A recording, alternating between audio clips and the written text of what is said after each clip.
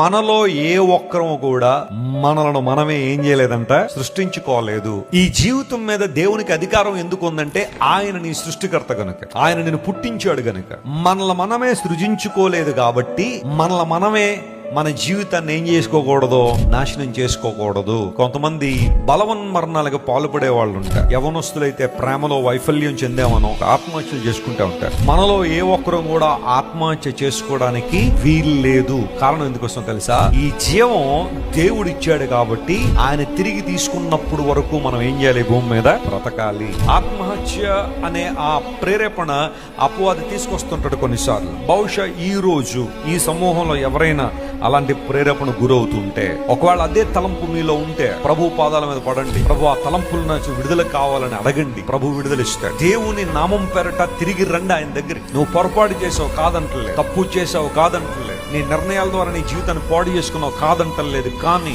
Hour God is the God of second chances. మన దేవుడు మరలానికి సమయం ఇచ్చేవాడు ఆయన. నువ్వు తిరిగి వస్తే ఆయన దగ్గరికి వస్తే ఆయన నేను మరలా లేవనెత్తడానికి ఆయన సిద్ధంగా ఉంటాడు. నీ సమస్య ఎంత జటిలమైందన్నా పర్వాలేదు, నువ్వు ఎంత అవమానం గుండా వెళ్తున్నా పర్వాలేదు, నువ్వు ఎంత నలిగిపోయిన స్థితిలో ఉన్నా పర్వాలేదు, submit your life to God. దేవునికి నీ జీవితాన్ని అప్పగించే. ప్రభు నేను మరలా నిలబెట్టేస్తాడు.